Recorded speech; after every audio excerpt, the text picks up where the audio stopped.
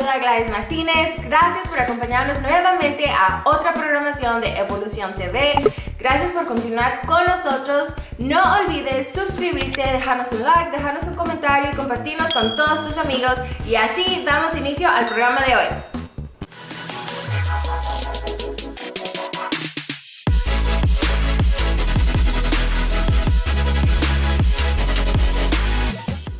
Salmos 19:1 dice lo siguiente: los cielos cuentan la gloria de Dios y el firmamento anuncia la obra de sus manos. Este salmo nos cuenta que estamos rodeados de la gloria de Dios. Una razón más para honrarlo con nuestra adoración.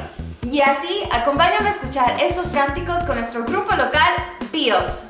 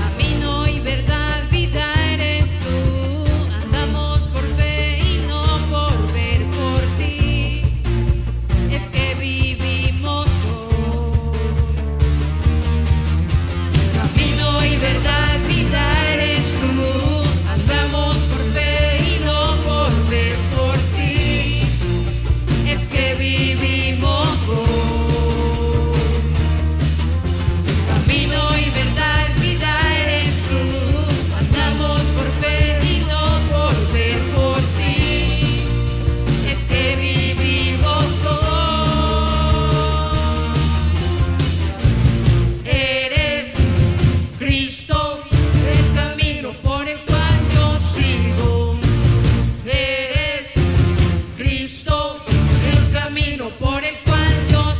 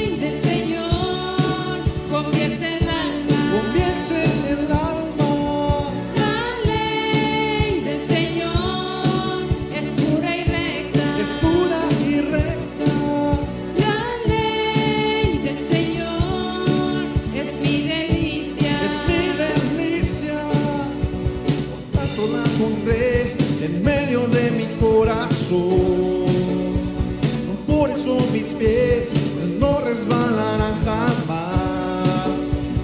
No resbalarán, no resbalarán, no resbalarán jamás. Mis ojos quieren ver las maravillas de tu ley. De ella hablaré y no me olvidaré jamás. No me olvidaré, no me olvidaré, no me olvidaré jamás. La ley del Señor es perfecta. La ley del Señor convierte el alma. Convierte el alma. La ley del Señor es pura y recta. Es pura y recta. La ley del Señor es mi delicia. Es mi delicia. Tanto la pondré en medio de mi corazón. Por eso mis pies no resbalarán jamás. No resbalarán, no resbalarán, no resbalarán jamás. Mis ojos quieren ver las maravillas de tu ley. De ella hablaré y no me olvidaré jamás. No me olvidaré, no me olvidaré, no me olvidaré jamás.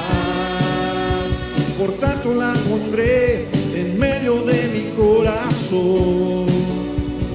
Por eso mis pies no resbalarán jamás. No resbalarán, no resbalarán, no resbalarán jamás. Mis ojos quieren ver las maravillas de tu ley. De ella hablaré y no me olvidaré jamás. No me olvidaré, no me olvidaré, no me olvidaré jamás. No me olvidaré, no me olvidaré, no me olvidaré jamás.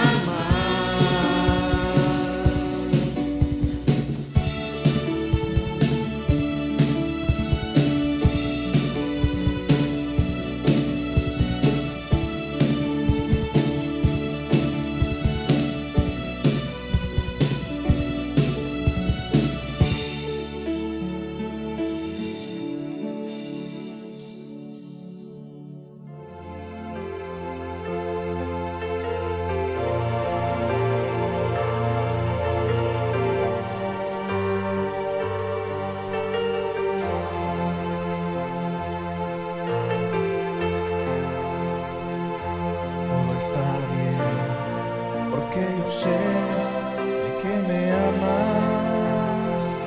Todo está bien, porque yo sé de que me amas.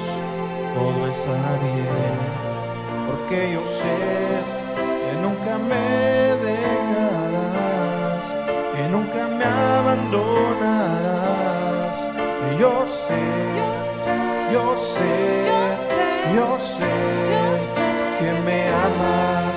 Y yo sé, yo sé, yo sé que me amas. Mi padre y mi madre tal vez me podrán dejar.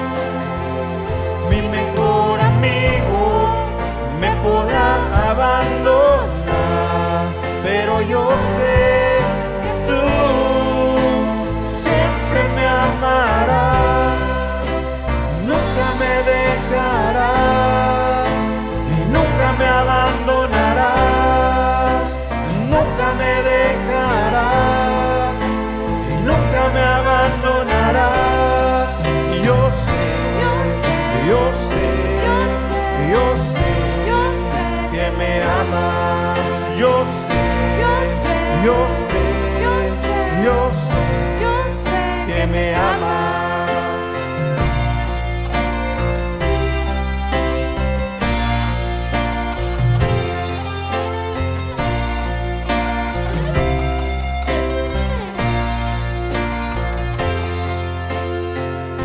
Todo está bien,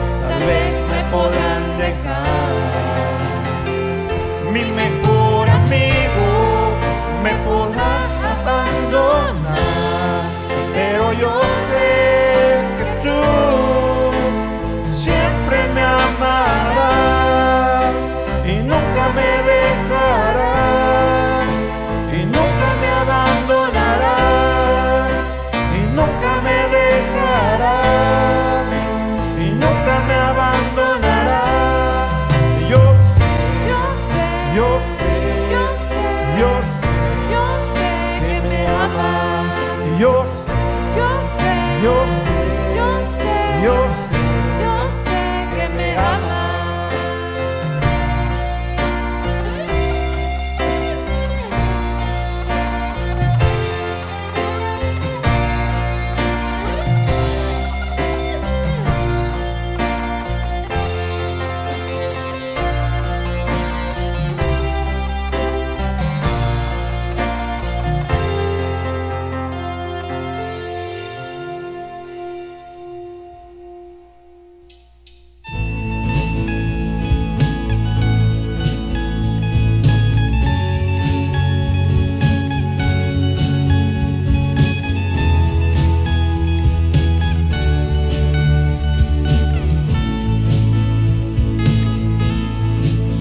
En tu nombre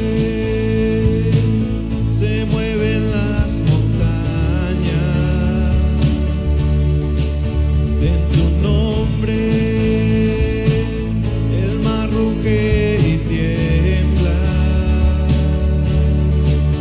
En tu nombre se postra el cielo, la tierra es feliz y yo cantaré. Dios de la creación, tu nombre yo gritaré, los cielos llenaré de adoración sin final.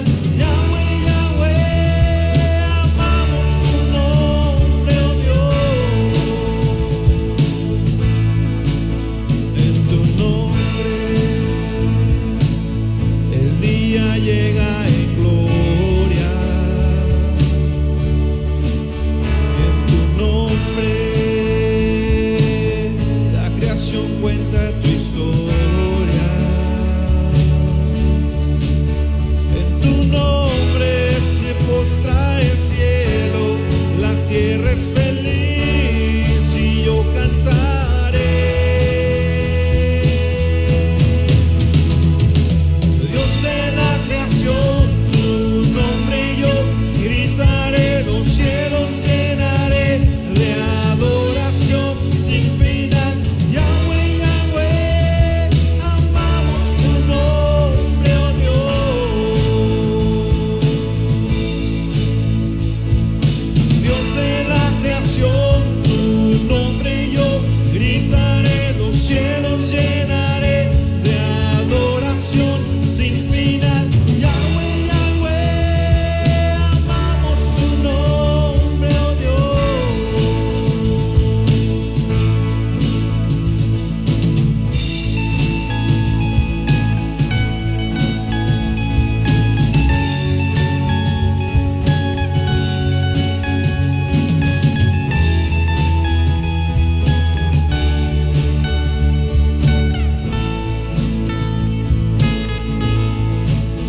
En tu nombre el día llega en gloria.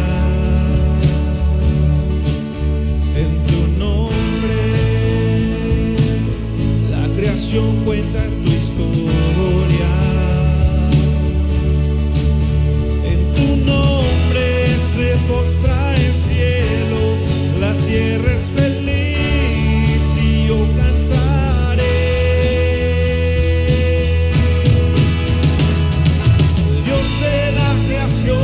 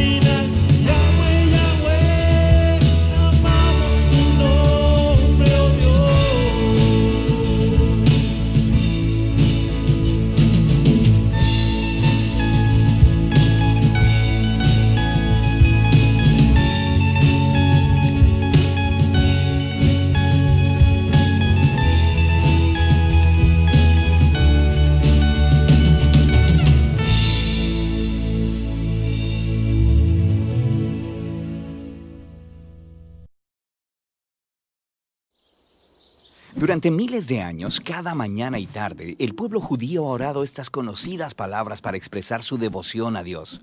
Se llama el Shema. Escucha, oh Israel, el Señor es nuestro Dios, el Señor uno es. Amarás al Señor tu Dios con todo tu corazón, con toda tu alma y con toda tu fuerza. Vamos a observar la segunda palabra clave, Señor, escrito todo en mayúsculas. Este es el nombre personal del Dios de Israel. Aprendemos por primera vez el significado de este nombre en la historia de Moisés y la zarza ardiente en Éxodo capítulo 3. Dios se aparece a Moisés y le ordena liberar a los israelitas de la esclavitud. Moisés le pregunta, ¿qué si las personas me preguntan el nombre del Dios que me envió? Dios responde, diles, Eyeh me ha enviado a ustedes. Esa palabra hebrea, Eyeh, significa yo seré. En otras palabras, el nombre de Dios significa que es el que es y el que será. La existencia de Dios no depende de nada o de nadie más. Dios simplemente es. Pero sonaría un poco extraño que Moisés fuera con los israelitas y les dijera, yo seré, me ha enviado a ustedes. Solo Dios puede decir, yo seré. Así que en la siguiente oración, Dios le dice a Moisés la versión que debe decir en voz alta. Yahweh, el Dios de nuestros ancestros, me ha enviado a ustedes. Esa palabra, Yahweh, es la antigua forma hebrea del verbo Él será. Este es el nombre personal del Dios de Israel. Aparece más de 6.500 veces en el Antiguo Testamento. Esto es lo interesante. A lo largo de los siglos, los israelitas querían honrar la naturaleza sagrada de este nombre divino. Así que cuando leían la Biblia hebrea en voz alta y llegaban a este nombre, dejaron de decir Yahweh. En lugar de eso, empezaron a decir la palabra hebrea para Señor, que es Adonai. Esta práctica ha continuado a lo largo de los siglos. Después, cuando las personas comenzaron a traducir la Biblia, adoptaron la misma práctica. En lugar de escribir el nombre divino, lo tradujeron como Señor, escrito todo en mayúsculas. ¿Comprendiste? Bien, porque hay más. Los antiguos escribas judíos querían prevenir que alguien dijera este nombre en voz alta, aún accidentalmente, cuando leyera la Biblia hebrea. Inventaron una estrategia visual para asegurarse que tú dijeras Adonai. Tomaron las 4 consonantes del nombre divino. Esas letras corresponden a nuestras letras Y, H, W, H. Luego, insertaron las 3 vocales de la palabra Adonai y las combinaron para crear una palabra híbrida artificial que si la pronuncias suena como Yahová, pero ningún israelita decía Yahová en realidad. Es simplemente un recordatorio visual para decir la palabra Adonai. Ahora se pone más interesante. Mucho después, los escribas cristianos no sabían que Yahová era una palabra artificial. Comenzaron a decirla en voz alta y a escribirla. Esta es la palabra que eventualmente entró al español como Jehová. Es una palabra que muchas personas usan todavía hoy. Pero lo principal es que la palabra Señor, en letras mayúsculas, es una indicación del nombre divino. No la confundas con la palabra Señor, que no está todo en mayúsculas en tus traducciones al español.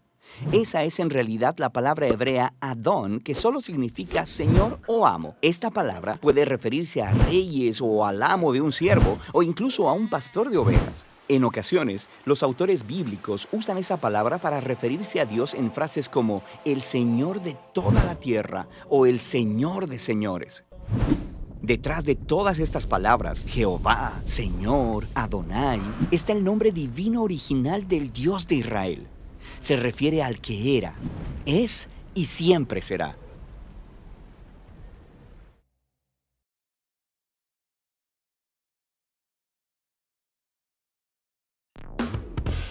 Efesios 4, 23 y 24 dice lo siguiente. Y renovaos en el espíritu de vuestra mente, y vestíos del nuevo hombre, creado según Dios, en la justicia y santidad de la verdad. Cuando entregamos nuestra vida a nuestro Señor Jesucristo, Él nos transforma y nos renueva completamente. Tal como lo hizo con nuestro hermano Raciel, que antes de ser pastor llevó una vida verdaderamente difícil. Veamos la primera parte de su testimonio.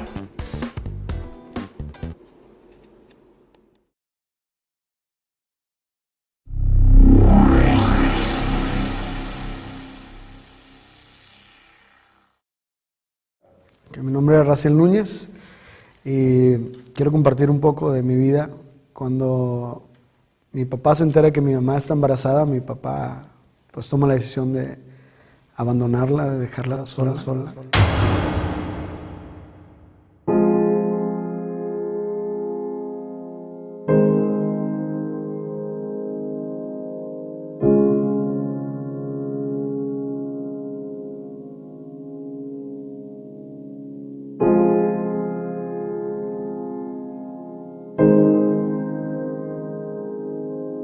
Bueno, mi infancia fue difícil. Nosotros vivíamos en una parte de Monterrey, pues una parte clase media alta, y mi mamá tiene que salir de la casa porque ella se embaraza después.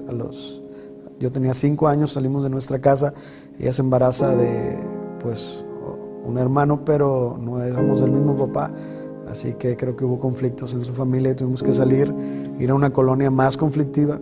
Yo recuerdo de niño también tener que estarme defendiendo de los golpes, de los abusos de los niños más grandes y todo, y fue por el haber cambiado de una colonia a otra, y fue una colonia muy conflictiva de Monterrey, y siempre tenía que estarme defendiendo a los demás niños. Recuerdo una ocasión que llegaba siempre corriendo con mi mamá y llorando y diciéndole que me habían pegado, me habían golpeado, pero recuerdo una ocasión muy, muy especial porque mi mamá me da unas palabras y ella me toma de los 2 brazos y me dice muy seriamente que ya es la última vez que ella me iba a defender, que de ahora en adelante yo mismo tenía que salir a defenderme porque ella no iba a estar conmigo todo el tiempo.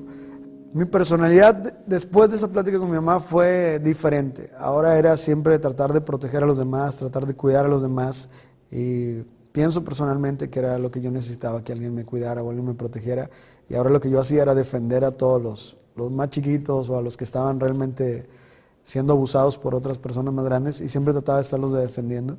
Yo tenía 5 años, mi hermano acababa de nacer, nos dejaban con una familia a cuidarnos, y yo recuerdo esa infancia mucho dolor en mi vida, porque ellas personas se sentaban a comer y yo llegaba de la escuela y pues llegaba pues con mucha hambre, ¿verdad? Y siempre estaba esperando que llegara uno de los hijos de esa señora, porque ese hijo de esa señora era el que me decía que si ya había comido. Así que yo estaba preocupado porque si él no venía del trabajo a comer a su casa, yo sabía que no iba a comer en ese día. Era algo especial que ese joven llegara, porque siempre me invitaba a pasar a la mesa, ¿no? Recuerdo esa carencia en mi vida de haber necesitado a veces qué comer, ¿no? Tuve 3, 4 padrastros en mi vida y podía verlos solamente venir e irse, y como que nunca había algo firme en la relación de mi mamá. Y recuerdo una ocasión que marcó mucho mi vida, haber llegado a la casa y mi mamá había echado petróleo sobre su cuerpo y le gritaba a uno de mis padrastros que no se fuera, que no la dejara. Y yo recuerdo haber visto ese cuadro y abrazar a mi mamá, y yo pensaba, si mi mamá se prende fuego se va a morir, así que si ella se prende fuego yo me quiero morir con ella, porque veía como mi mamá sufría, veía como las relaciones estaban rotas en la vida de mi familia, y así que eso marcó mucho mi vida. Vi cómo le metían golpizas, y yo recuerdo agarrar a mi hermanito chiquito y meternos a un rincón, o ver cómo siempre están peleando, golpeándola, y yo no hacer nada, y siempre estaba esperando que algo pasara, esperando poder defenderme. Y yo decía, si voy y la defiendo, me pueden golpear a mí también.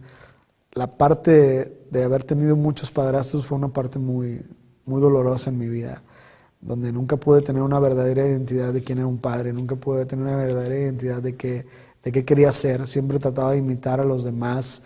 Yo recuerdo cuando era niño estar con mis amigos, y las personas donde nos dejaban a mi hermano y a mí cuidándonos, ellos estaban fumando marihuana todo el tiempo, y nosotros crecimos viendo a las personas alcoholizadas, crecí viendo a las personas fumar marihuana, drogándose, y era como que lo normal, ¿no? Ver la marihuana en la mesa, o ver las drogas en la mesa, o ver las pastillas en la mesa, era como que normal. Mi mamá trataba de cuidarnos, pero yo creo que esa parte de mi vida fue algo que quedó muy marcado para mí, ver a otras personas drogándose cuando yo era muy pequeño, ¿no? Cuando era adolescente fue lo más difícil, yo creo, de la etapa de mi vida. Ahora empezar a conocer las drogas, empezar a probarlas. Recuerdo la primera vez que fumé marihuana, estaba con unas personas donde nos quedábamos, que mi mamá habíamos salido de la casa, y uno de los jóvenes, él tendría alrededor de unos, no sé, 17 años, yo creo, 18 años.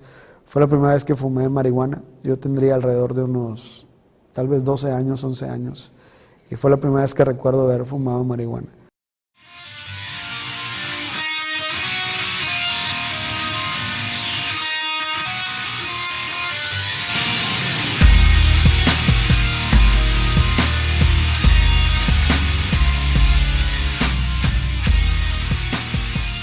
Mis amigos es una parte muy interesante de mi vida.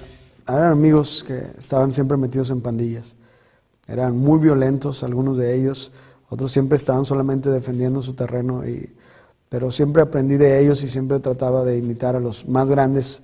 Y yo creo que esa creencia de papá fue la que significó mucho, y ahora tratar de imitar a los demás.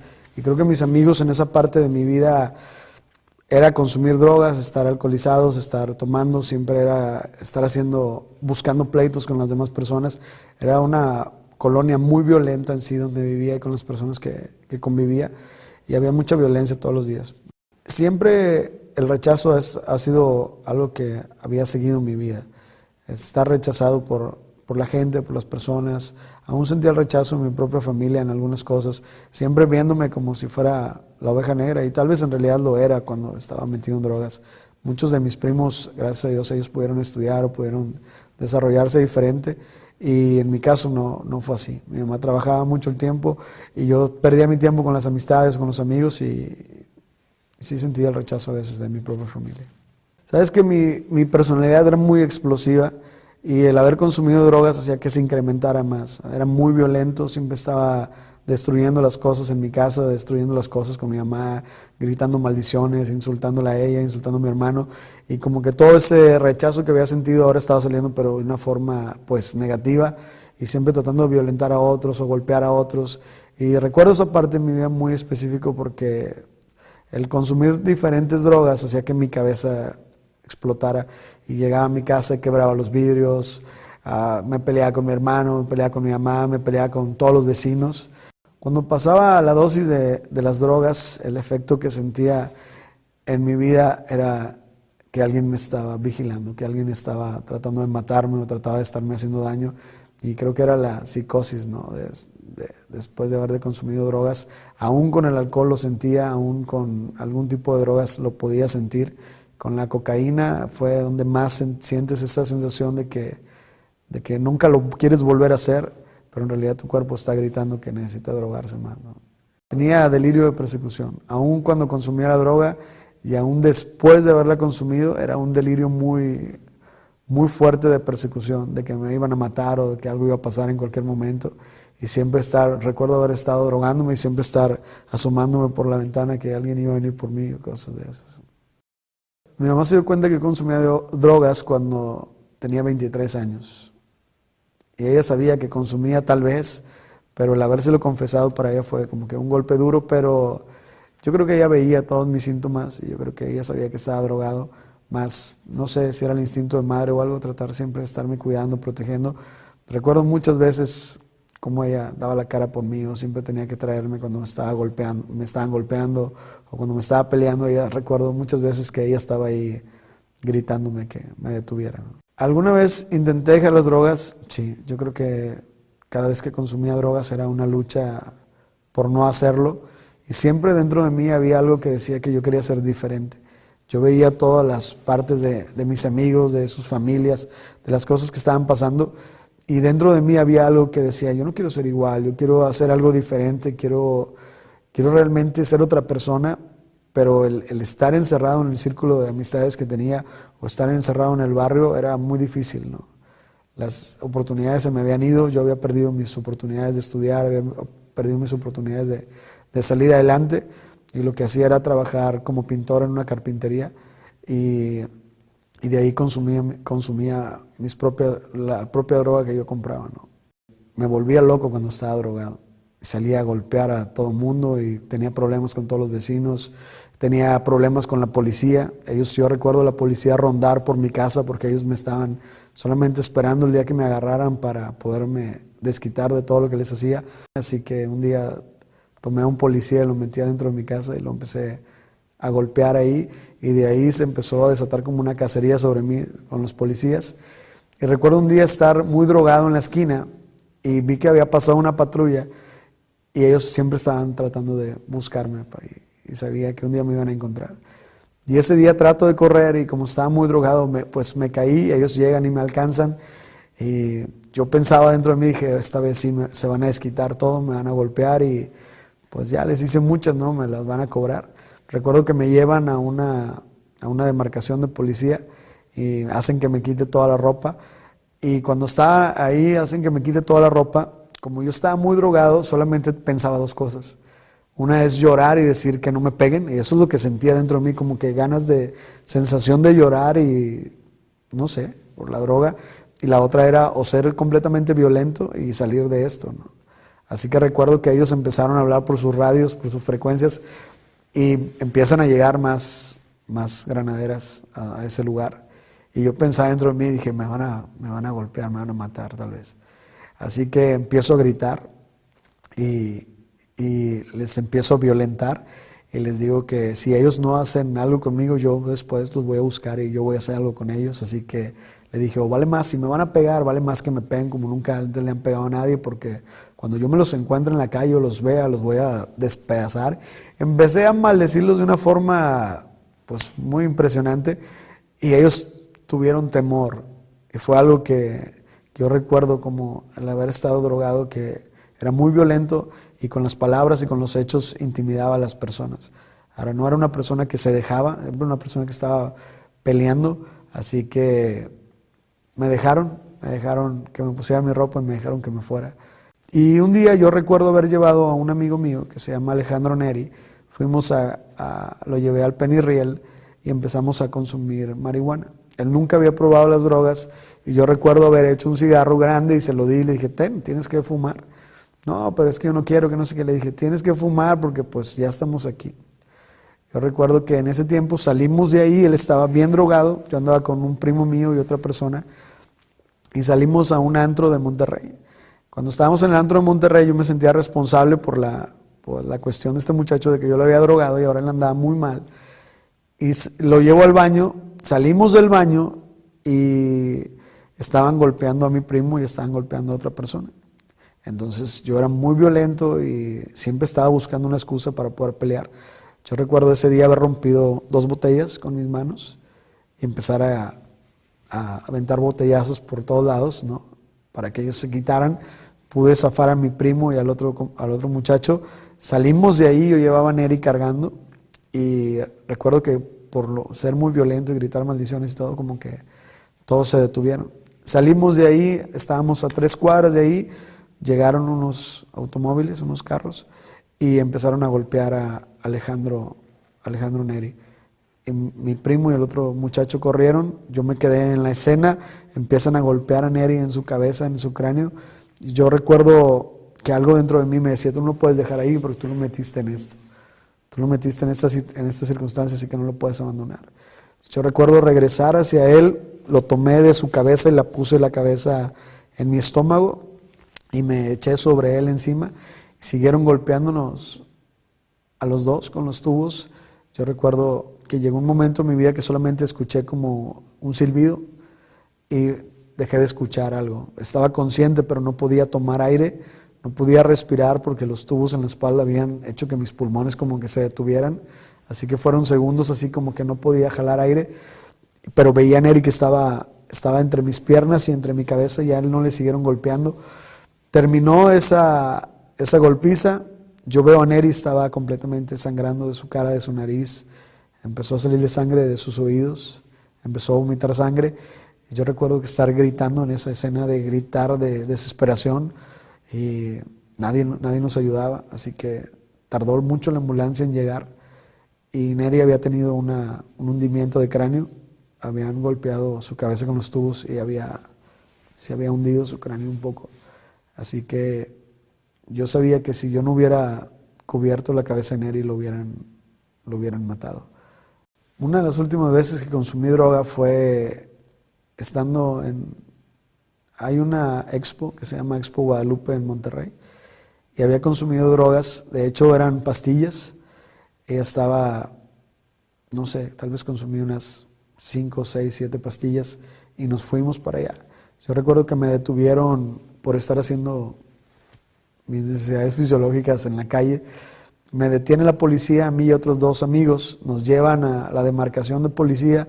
Yo estaba completamente drogado, me sentía como si mis manos no tuvieran peso y cosas así. Así que llego a la demarcación y me quedo completamente dormido. Fue una de las últimas veces que recuerdo haberme drogado. Me quedo dormido, despierto, porque ellos toman lista en la mañana de los que están ahí. Eran como las 5 o 6 de la mañana, despierto y veo a uno de mis amigos completamente golpeado. Yo me quedo, ¿qué te pasó? Porque yo no te dejé así en la noche, ¿no? A él lo habían golpeado otros muchachos de ahí mismo y le dije, ¿por qué no me hablabas cuando te estaban golpeando? Dice, sí te hablaba, tú estabas todo drogado y no te podías levantar. Así que toman la lista, nos ponen a todos enfrente, nos meten a todos a la misma celda y yo le digo, ¿quién fue el que te pegó? Y me dice, fueron esos dos que están ahí. Y recuerdo, pero me dice, en especial ese que está acostado en el piso. Y recuerdo que estaba un muchacho acostado en el piso con sus manos en su nuca. Yo recuerdo haber ido hasta donde estaba y empezarle a patear la cara hacia abajo. Y lo golpeé tantas veces que pensé que lo podía haber matado. Y pasó algo muy extraño porque la gente que estaba alrededor empezó a gritar que lo mataran. Y gritaban, mátalo, mátalo, mátalo, güero. Mátalo, al cabo, no pasa nada, hombre, mátalo. Segunda de Timoteo 16 y 17 dice lo siguiente: toda la escritura es inspirada por Dios y útil para enseñar, para redarguir, para corregir, para instruir en justicia, a fin de que el hombre de Dios sea perfecto, enteramente preparado para toda buena obra. El mes de agosto es un mes muy especial, ya que es el mes de la Biblia. En 1966 fue establecida la Sociedad Bíblica de México, cuyo propósito, entre muchos, es ayudar a todo aquel que quiera llevar el Evangelio. Te retamos a que el resto de este mes compartas la palabra. Conocer. Conócete a ti mismo, decía la inscripción antigua en el templo pagano de Delfos. Esto parece ser la meta más alta, el sentimiento más noble del mundo antiguo. Desafortunadamente, el autoconocimiento parece ser la meta principal para nuestros tiempos también. Para estos dos mundos, el antiguo y el moderno, el mandato urgente de la Biblia rotundamente asevera: conoce al Señor. Una palabra griega para el acto de conocer es ginosko. Antes de ver cómo se usó en el Nuevo Testamento, veamos unos ejemplos de su trasfondo en el Viejo Testamento. Al indagar, vemos que la palabra se usó frecuentemente en la Septuaginta. El vocablo, en muchas ocasiones, insta que el pueblo debe conocer que yo soy el Señor. Se usa 79 veces. Además, el pueblo debe conocer lo que el Señor ha hecho, más de 100 ocasiones. Pero conocer a Dios de una forma cercana, íntima, personal, es algo muy raro. De hecho, se encuentra solamente unas 10 veces. En el Nuevo Testamento, esta idea de conocer a Dios cercanamente está muy presente. Sin embargo, podemos aseverar que el conocer a Dios es algo mucho más grande e importante que sencillamente saber que Él es Dios. Antes de dejar nuestra exploración breve de esta palabra, debemos observar un uso más de conocer, ginosko, que a primera vista parece ser simplemente algo curioso que no llama mucho la atención. En Génesis 4, versículo 1, leemos que Adán conoció a Eva, su esposa, y ella concibió. El mismo uso de la palabra conocer en las relaciones maritales se encuentra en varias citas del Viejo Testamento. Lo que podemos concluir es que esta palabra incluye el sentido de una intimidad relacional que culmina en la creación de una vida nueva. Mantengamos esto en mente al acercarnos más al Nuevo Testamento.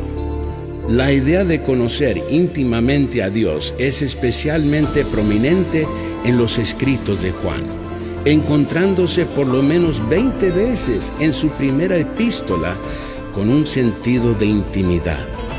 En el Evangelio de Juan aprendemos que las personas llegan a conocer íntimamente a Dios a través de Jesucristo.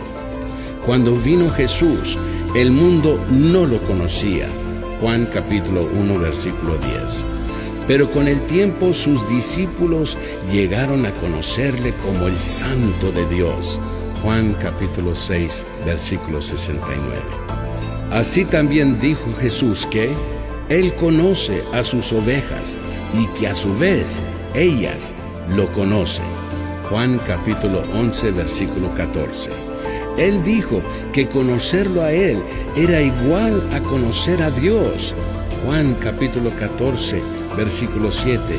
Declaró que el conocer a Dios equivale vida eterna. Juan 17, versículo 3. Más claramente, el conocer a Dios mismo íntimamente, en una manera productiva, no es tan solamente el camino a la vida eterna, es la vida eterna misma. ¿Y usted conoce al Señor íntimamente? Te doy mi palabra.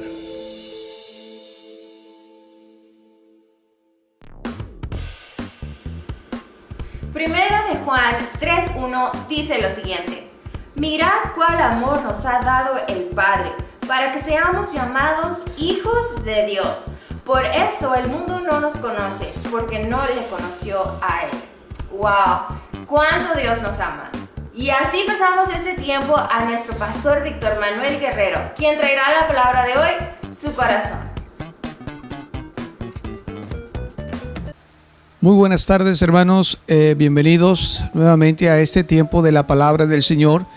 Y estamos dando inicio a la palabra de Dios y hemos estado viendo una serie de predicaciones que hemos titulado Así es Él, donde estamos buscando en la Escritura el carácter de Dios, poder de alguna manera, pues no comprenderlo en su totalidad porque es mucho más grande que lo que nosotros podemos comprender, pero sí de alguna manera tener alguna visión, algo clara o de alguna forma entendible hasta donde nuestros sentidos y hasta donde nuestra mente nos es capaz de llevar.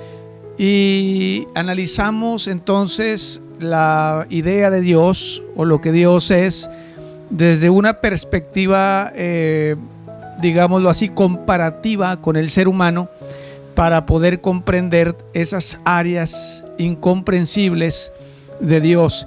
Y en esta tarde vamos a compartir el corazón de Dios, donde vamos a ver un poquito más y entender un poquito más de su carácter, lo que Dios es, lo que Dios siente. Y pues para ello vamos a ir desmenuzando poco a poco este estudio o esta palabra que quiero compartir con ustedes en esta tarde. Para ello, pues vamos a dar lectura a nuestro pasaje de la Escritura del día de hoy, que está ahí en el libro de Éxodo, capítulo 34, y dice el versículo 5: y Jehová descendió en la nube y estuvo ahí con él, proclamando el nombre de Jehová. Y pasando Jehová por delante de él, proclamó: Jehová, Jehová, fuerte, misericordioso y piadoso, tardo para la ira y grande en misericordia y verdad, que guarda misericordia a millares, que perdona la iniquidad, la rebelión y el pecado, y que de ningún modo tendrá por inocente al malvado, que visita la iniquidad de los padres sobre los hijos y sobre los hijos de los hijos hasta la tercera y cuarta generación. Le invito en esta tarde a que ore conmigo al Señor y pidamos su bendición para que Él nos lleve a través de este estudio para la comprensión de su mensaje. Ore conmigo. Padre, en esta hora le doy gracias por la oportunidad que me da a mí de estar conectado, Señor, con mis hermanos a través de este medio. Y yo le pido, Padre, que usted sea revelando, Señor, su palabra a nuestra vida y que traiga, Señor, ese conocimiento de su nombre, ese conocimiento de su presencia, Señor, ese conocimiento de su corazón, mi Dios eterno, a nuestra vida, a nuestra mente y a nuestro entendimiento. Señor, Le pedimos de su guianza, Espíritu Santo, le pedimos que usted sea nuestro guía y que ponga esa luz en nuestro corazón. En el nombre de su Hijo amado Jesucristo, oramos y pedimos su bendición. Amén. Amén. Antes de meternos a este pasaje de la Escritura que leíamos hace un momento, que cabe resaltar que este pasaje de Éxodo capítulo 34, versículos 5, 6 y 7, bueno, más bien 6 y 7, revela, es el pasaje que nos da mayor luz de revelación del carácter de Dios, ya que nos habla de cada una de las características de los sentimientos y de la personalidad de nuestro Dios. Sin embargo, vamos a ir viendo algunos pasajes de la Escritura que nos van a ir dando y nos van a ir abriendo más nuestro entendimiento en ese aspecto. Pero para poder escudriñar y para poder entender el corazón de Dios desde la perspectiva que queremos hacerlo en esta tarde, es necesario, primero que nada, dejar bien claro que hablar del corazón de Dios no es lo mismo que hablar del corazón del hombre, porque nosotros como seres humanos tenemos un corazón que late, que es el centro de la vida, que lleva la sangre a todo nuestro cuerpo y lo oxigena y lo alimenta de tal manera que cada una de las partes de nuestro cuerpo está vivo gracias al latir de nuestro corazón. No estamos hablando de un corazón físico en cuanto a Dios. Cuando decimos el corazón de Dios, no estamos diciendo que Él tiene un corazón físico como el de nosotros, porque limitarlo a esa situación, a algo físico, sería decir entonces que Dios va a tener un final, o que su corazón físico, si así fuera la mención o el mensaje de esta tarde, diríamos que Dios tendría un final o tendría un fin de sus días, pero no es así. Dios, ya lo hemos dicho en otras predicaciones pasadas, Dios es espíritu, y de tal manera es necesario que los que le adoren de esa forma, en espíritu y en verdad. Entonces, hablar del corazón de Dios, no estamos hablando de un corazón físico, sino que estamos hablando básicamente del lugar donde se centran las emociones. El ser humano, en la antigüedad, debo mencionar esto, en la antigüedad, hermanos, podemos ver en el Antiguo Testamento cómo en la antigüedad tenían muy marcado ese punto de hablar del corazón, y obviamente del corazón del hombre. Y esta parte del corazón del hombre podríamos decir que hablamos del alma, de lo que es la personalidad del ser humano, y el alma está dividida con tres funciones básicas. La primera de ellas son los sentimientos, la segunda de ellas es la voluntad, y la tercera de ellas es el intelecto. Entonces, el hombre en su alma tiene tres funciones básicas que lo determinan como un ser almático, o como un ser que tiene alma. Vuelvo a mencionar las tres. La primera de ellas son las emociones. Tenemos emociones, sentimientos, sean positivos o sean negativos, sean sentimientos que alegran o sentimientos que entristecen, sentimientos que molestan, pero somos sentimentales, somos seres sentimentales. Lo segundo es que somos intelectuales. Esto significa que nuestra alma tiene la capacidad no solamente de discernir, sino que tiene la capacidad también de aprender a causa de los sucesos y las acciones que vivimos. Y por último, tiene la voluntad, que es el hecho de determinar lo que queremos hacer. Al final de cuentas, a través de lo que vivimos, de lo que sentimos, de lo que razonamos, tenemos lo que Dios plantó en nosotros, que es el libre albedrío, que es el uso de la libertad de elección, lo que nosotros elegimos. Entonces, la Biblia en el Antiguo Testamento no habla de la mente como el área intelectual, sino que habla del corazón. Por eso habla de sabiduría en el corazón. La Biblia habla del libre albedrío y habla de la decisión y habla de los deseos del corazón, ya sean buenos o ya sean malos. Y también habla de que no debemos guardar nada en nuestro corazón. Estamos hablando de sentimentalismos o sentimientos, ya sea, o más bien se refiere a un acto de guardar rencor hacia los demás o cosas que lastiman nuestros corazones, corazones heridos, corazones atados, corazones en esclavitud.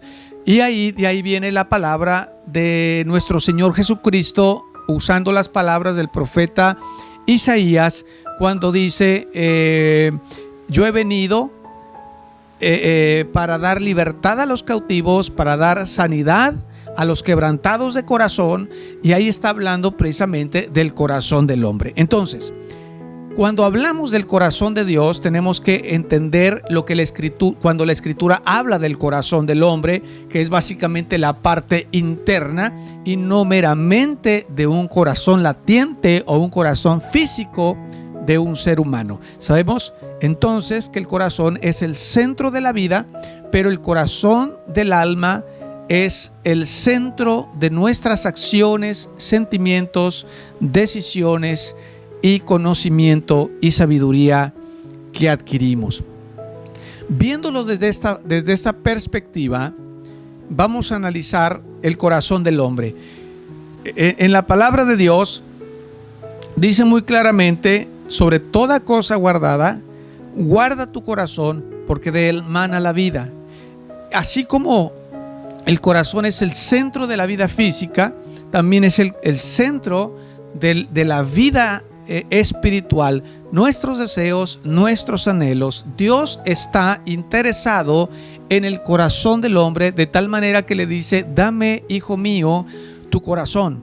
Y cuando habla de esto, está hablando de darle los sentimientos, de darle la vida, de darle lo que nosotros somos, darle todo lo que es nuestro ser y sobre todas las cosas darle nuestra voluntad.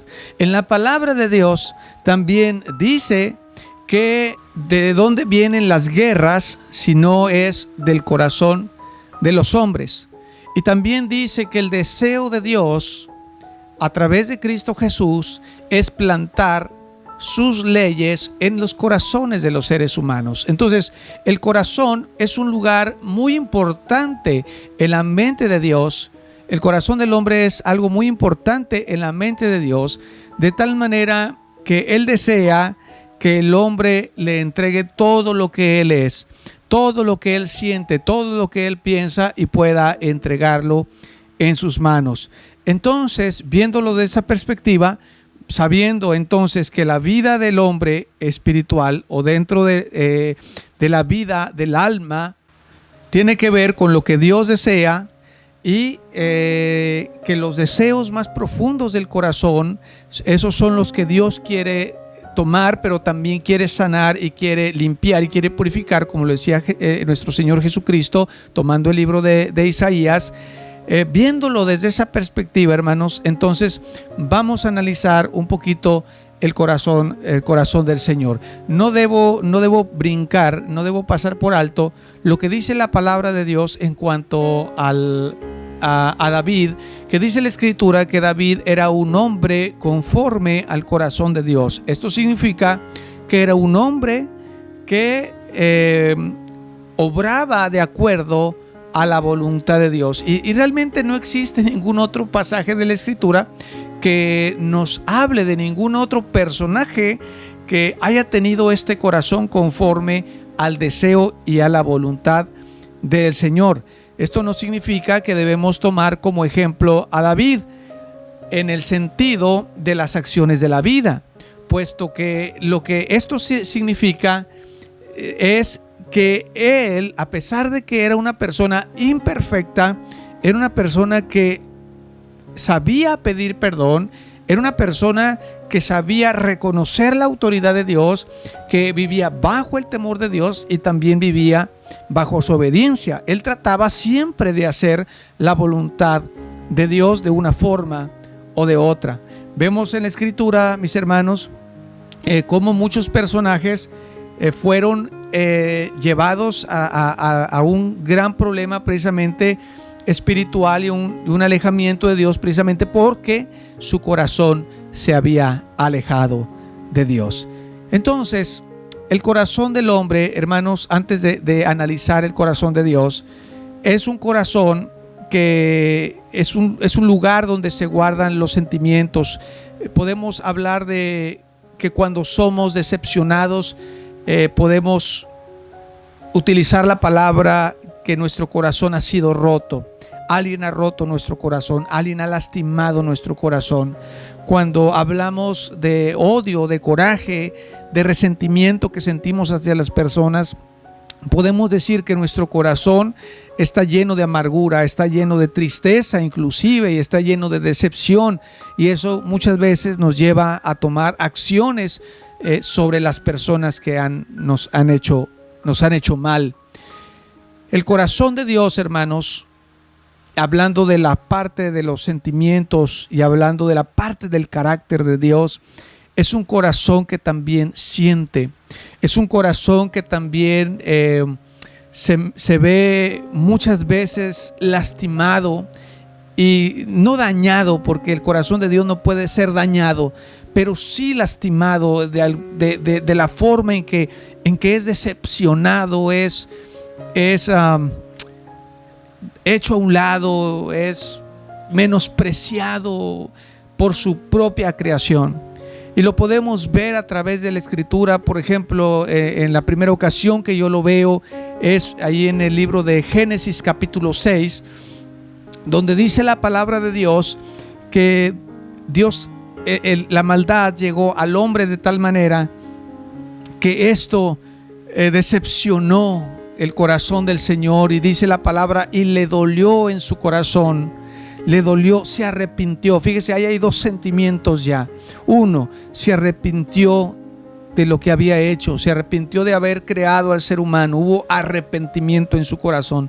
Lo segundo es que dice que a él le dolió en su corazón, sintió un dolor tan fuerte por la decepción, por todo lo que estaba viendo en el ser humano, de tal manera que le dolió en su corazón y se arrepintió en su corazón de lo que había hecho, y determinó entonces borrar de la tierra todo ser viviente. Sin embargo, encontró agrado a través de la vida de Noé, y es la oportunidad por la cual nosotros seguimos aquí en la tierra, en la que Dios se agradó su corazón por la vida y por la acción, por la forma de vivir de Noé, que también de alguna manera podemos decir que también era un hombre que vivía conforme a la voluntad del Señor. No lo dice de esa forma, pero yo llego a la conclusión de que Noé halló gracia. Dice la palabra que halló gracia. Entonces, de alguna manera él obraba y actuaba de acuerdo a la voluntad de nuestro Dios.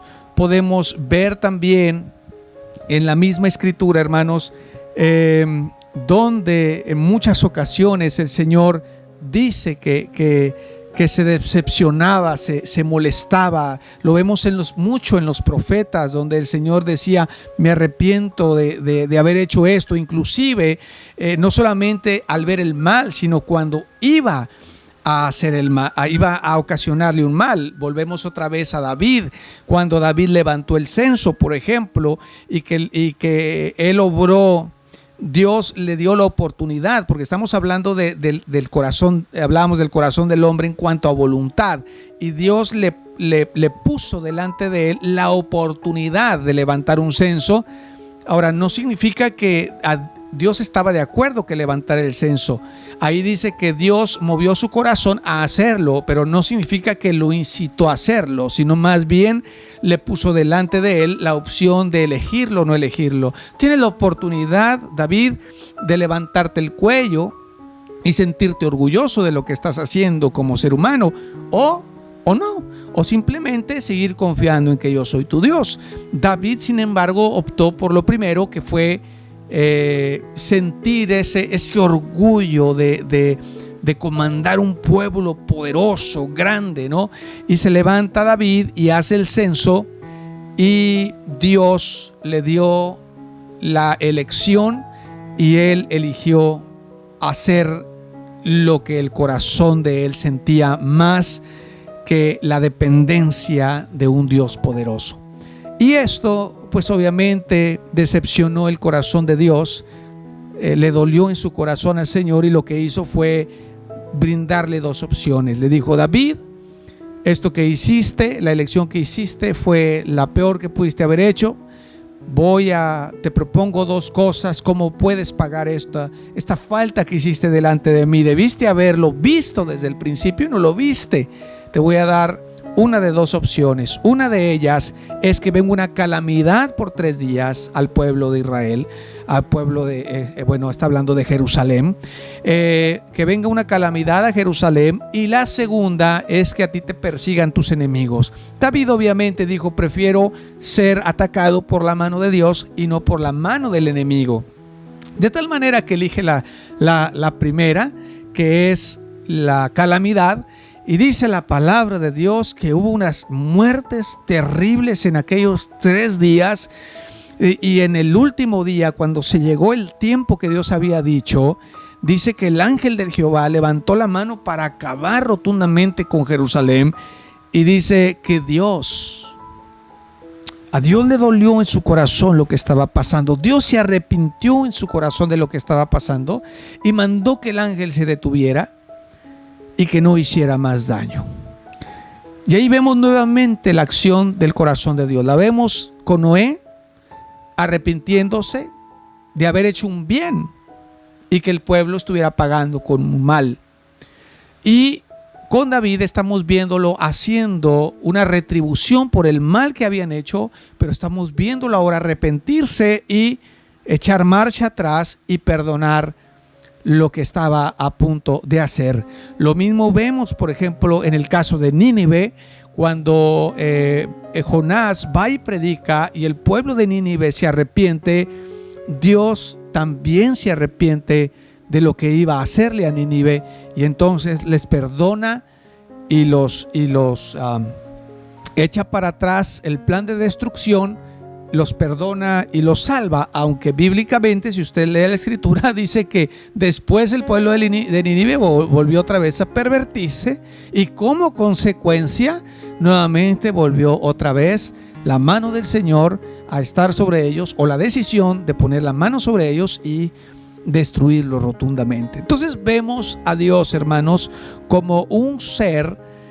Obviamente no hay otra forma de describirlo más que un ser, porque no podemos decir un hombre. Él no es un hombre, él no está en la categoría de ser humano.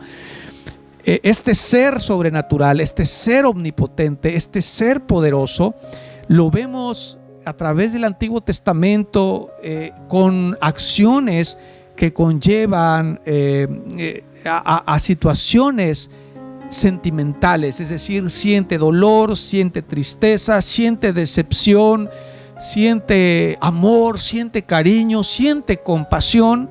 Es un ser que siente, pero también tenemos que entender que a pesar de todo esto que Él guarda en su corazón, de todas estas acciones, también hay situaciones que Él siente como el gozo. Por ejemplo, en Sofonías dice: Jehová está en medio de ti, poderoso.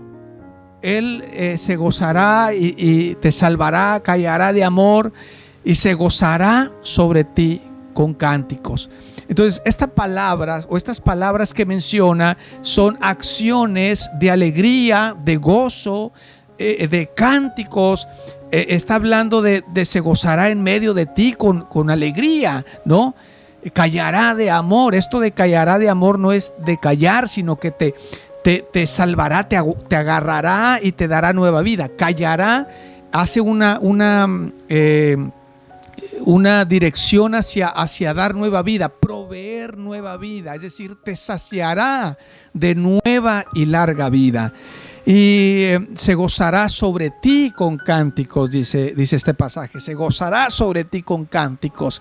Es decir, Él se va a gozar y cuando te vea, salvo, cuando te vea protegido, cuando te vea resguardado, cuando te vea en sus brazos de salvación, eso traerá gozo y traerá cánticos de Él, hablando de una alegría sobrenatural en su corazón. Entonces, mis hermanos, podemos ver el carácter de Dios como un carácter que tiene sentimientos. Dios no es un ser frío, no es un ser calculador, es un ser que lo conoce todo, es un Dios que lo conoce todo en todas sus dimensiones y en todas sus direcciones. Conoce al hombre más que el hombre mismo a sí mismo, es decir, Él nos conoce más que nosotros a nosotros mismos, porque Él nos hizo, porque Él nos creó, porque Él nos entretejió, dice el salmista. Entonces, Dios, hermanos, se goza con alegría, se goza cuando nosotros somos obedientes delante de Él, se goza. La diferencia de Dios, hermanos, es que hay algo que rige su corazón por encima de cualquier cosa. Podemos decir entonces que Dios es un Dios lleno de amor, como lo dice la Escritura. Es más, vamos a leerlo para irnos con este pasaje y así irlo describiendo. Capítulo 5 habla de cuando Dios desciende sobre aquel lugar que había preparado o había determinado donde su presencia iba a estar, y entonces el Señor desciende. Dios hace un pacto con el pueblo judío, con el pueblo de Israel. Y en el versículo 34, versículo 5, dice que Jehová descendió en la nube y estuvo con él, es decir, Moisés estuvo con él, proclamando el nombre de Jehová. Ahí descendió el Señor y entonces Moisés estaba ahí con él, y cuando dice que estaba ahí con él, no está diciendo otra cosa más que tuvo una comunión personal cercana con el Señor, creador del cielo y la tierra y el universo y todas las cosas que en ello existen. Es por eso que cuando Moisés lo mira, dice versículo 6, y pasando Jehová por delante de él, es decir, por delante de Moisés, proclamó: Jehová, Jehová, fuerte. Vamos a ir palabra por palabra que él menciona. Fuerte, primero que nada fuerte. Él es fuerte, luego empieza a describir lo que Dios es en su corazón. Dios es misericordioso, es piadoso, tardo para la ira y grande en misericordia y verdad. Y continúa hablando de los atributos poderosos y beneficiosos de Dios para el ser humano, que guarda misericordia a millares, que perdona la iniquidad, la rebelión y el pecado. Entonces, hasta ahí estamos viendo tres facetas que Moisés está describiendo al estar delante de la presencia del Dios creador. Tres facetas. La primera faceta que dice es lo que Dios es en sí mismo. Dios lleno de amor, Dios fuerte, Dios lleno de misericordia, Dios piadoso y tardo para la ira y grande en misericordia y verdad. Hasta ahí está describiendo una naturaleza nata en Dios. Es decir, Él es esto. Él por Él mismo es esto. Y así es su corazón. Así es Dios, de un carácter fuerte, de un carácter estable, que no titubea, que no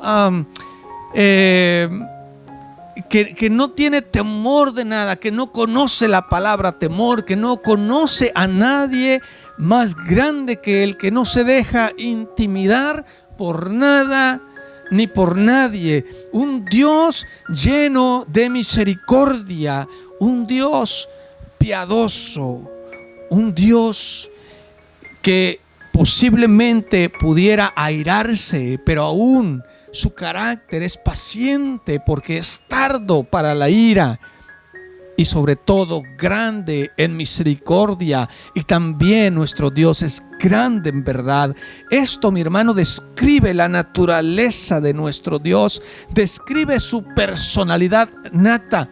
Con nosotros o sin nosotros, Él es ese Dios que describe Moisés aquí en esta parte. Y luego pasa a la siguiente faceta, donde ya está involucrado el hombre. Y dice, bueno, no lo dice así, pero es obvio que se está refiriendo ya delante del hombre, o cuando el hombre está delante de Dios. Y dice, y para con el hombre,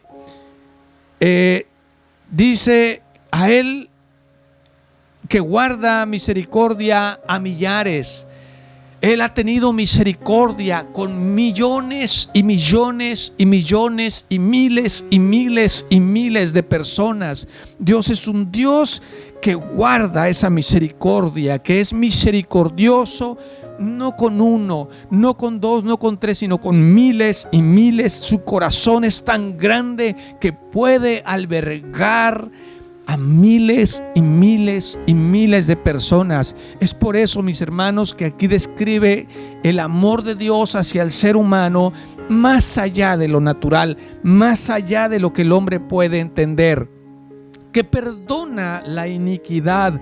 Cuando habla de iniquidad, está hablando de una acción programada, una acción que ha roto una ley, una acción que ha roto un mandamiento, un estatuto, pero no solamente un amor para perdonar al que ha faltado, sino más bien al que se ha arrepentido, aquel que ha llegado a ese punto de arrepentimiento. Es por eso que tomamos el ejemplo de David en su acción de haber violado la ley del Señor y haber violado los preceptos de Dios con Betsabé, pero él, hermano, se arrepintió con todo su corazón y le pidió perdón al Señor. Y es por eso que ahí habla de iniquidad, de aquellos que han roto una ley, pero luego se arrepienten de haber roto esa ley, piden perdón y regresan nuevamente al Señor. Dice, así de grande es el corazón de Dios. Y aquí obviamente está hablando de amor. Todo esto, hermanos, habla de amor de Dios. Todo lo que Dios hace hacia el ser humano es por amor. Porque aún, hermanos, cuando Dios es amor, realmente la manifestación más grande que se puede ver es de manifestación de amor es cuando el ser humano aparece. Porque los seres angelicales, todo lo que está en el cielo, hermanos, gira en torno y alrededor de nuestro Dios. Ellos aman al Señor de una manera natural. Ellos están delante de Él y lo aman, lo honran, lo glorifican de una manera natural. Pero el ser humano, su creación, ha llevado a los límites ese amor de Dios y ha llevado ese amor de Dios a demostrarse y a llevarlo para comprobarle al hombre cuán grande es su amor, la dimensión, la anchura, la profundidad, como dice Pablo, la altura, la anchura, profundidad del amor de Dios, había un canto muy antiguo que cantaban los niños anteriormente, que decía, el amor de Dios es tan alto que no puedes ir arriba de él, y es tan bajo que no puedes ir abajo de él, y tan ancho que no puedes ir afuera de él. Así es el corazón de Dios, así es el amor de Dios. Entonces no podemos hablar de Dios sin hablar de su amor, y la mayor descripción del corazón de Dios tendría que ser su gran amor y porque hermano, de verdad se requiere una gran paciencia para sobrellevar y para estar viendo de manera continua a un mundo que vive y se deleita en su pecado y en su maldad, que le da la espalda a su Dios creador, que le da la espalda a aquel que le dio la vida, que le da la espalda a aquel que se preocupa, al único que se preocupa realmente por él.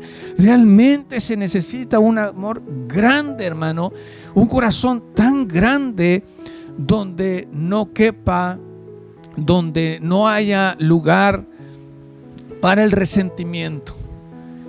Dios, hermanos, no es un Dios que guarda resentimientos. Lo veíamos la semana pasada cuando hablábamos del alfarero, y él decía muy claramente, decía, así es mi carácter es así. Si tú pecas, yo te digo que te va a ir mal, pero si te arrepientes, yo también voy a echar abajo mi palabra de castigarte. Pero si después de que echo abajo mis palabras, tú vuelves a hacer el mal, vuelvo otra vez a declarar que voy a castigarte. Dice, así soy yo. Yo no guardo rencor, solamente actúo de acuerdo a lo que tú hagas. Entonces, hermanos, realmente grande es la misericordia de Dios para con la iniquidad del hombre, y dice ahí también para la rebelión del hombre, la rebelión y el pecado. Y de ningún modo, pero ahí viene otra faceta que dice, y de ningún modo, dice, y de ningún modo tendrá por inocente al malvado, pero de ninguna forma le dará un premio al que actúa mal. Es sumamente importante conocer el corazón de Dios. Sumamente importante para el cristiano conocer el carácter de Dios, cómo obra su corazón. No podemos enfrascar a Dios como un Dios lleno de ira, enojado siempre con su creación. Pero dice también que es lento para la ira. Es decir, llega un momento donde sí tiene un tope y dice, ya estuvo. Y va a llegar un momento, mi hermano, y eso es lo que va a pasar en el futuro, en el Apocalipsis, donde la gente va a llevar a niveles superiores su maldad, de tal manera que todo terminará en ese momento.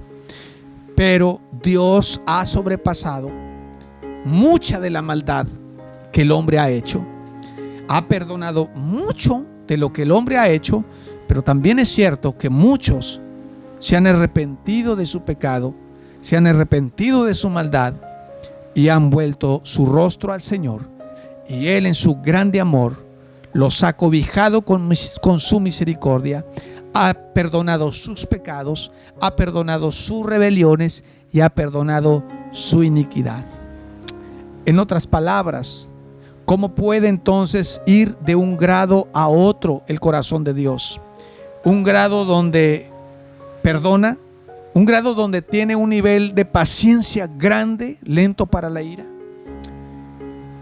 donde tiene un corazón donde ama y perdona a millones y a millares de personas, que les brinda su amor, su bendición, su protección. Lo dice más abajo, dice, los voy a bendecir, donde Moisés le dice, quédate con nosotros, quédate en medio de nosotros. Y ¿sabe lo que Dios les dice? Los voy a bendecir, los voy a bendecir.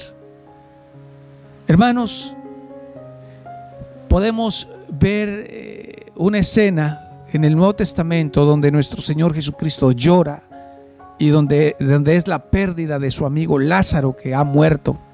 Pero hay otro pasaje de la Escritura donde dice que el Señor también lloró, y lloró por Jerusalén.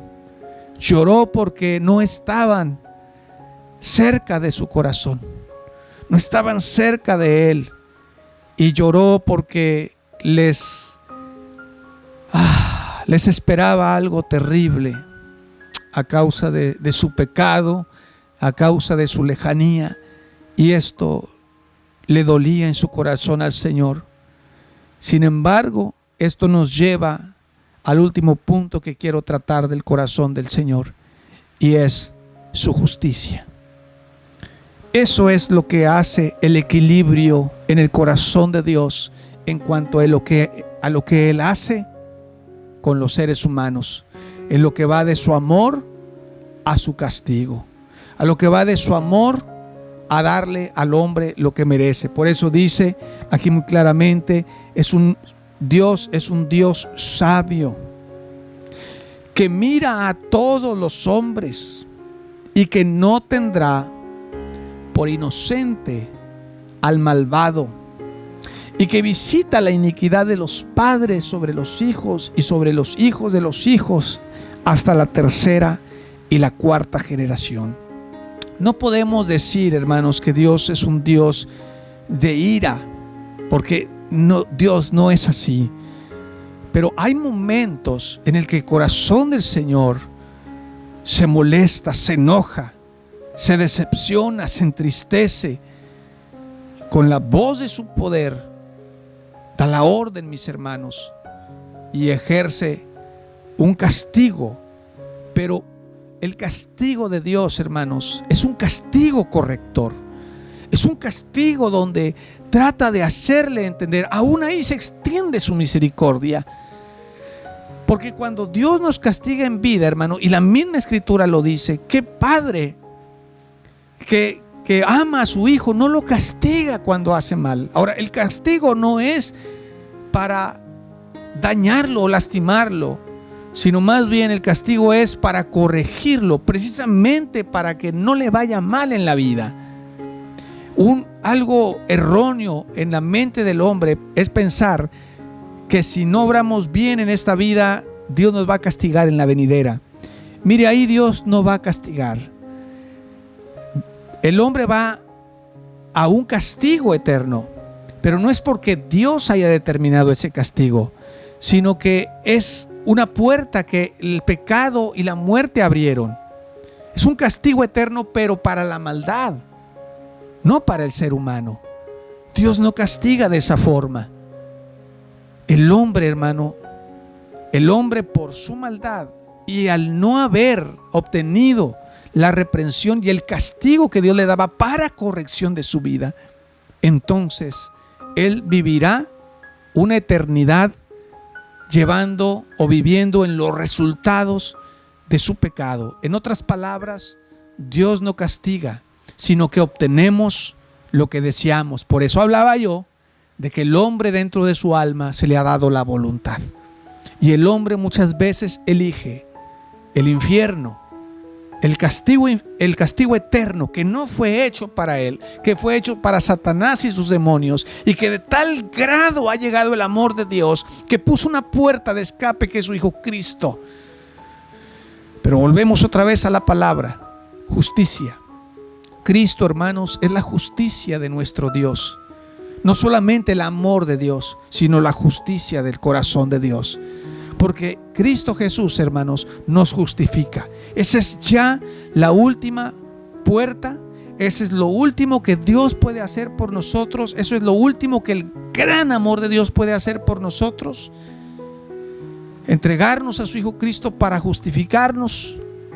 Pero si al final de cuentas, hermanos, el hombre elige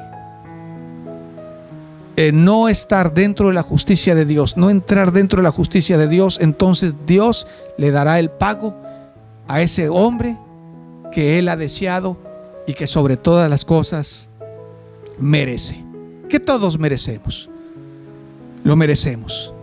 Así es que lo que equilibra el corazón de Dios, hermanos, es su gran justicia.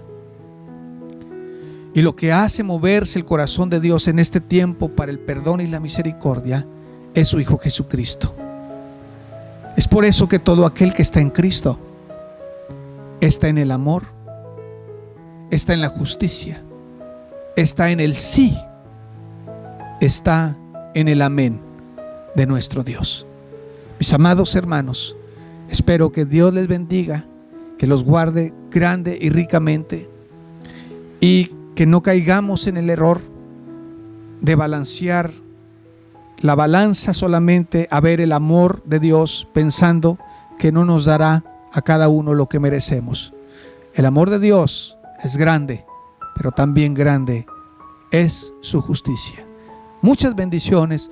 Nos vemos primeramente Dios el próximo domingo. Un fuerte abrazo, mis hermanos. Bueno, mis queridos sido todo por el día de hoy. Dios me los bendiga. No olviden suscribirse, dejarnos un like, dejarnos un comentario y compartirnos con todos sus amigos. También pueden entrar a la página de manaministerios.com para más contenido y sintonizarse a Radio Evolución de lunes a viernes de 9:30 a 10:30 de la mañana para un tiempo de devoción, lectura y alabanzas. Nos vemos el próximo domingo a la misma hora por el mismo canal.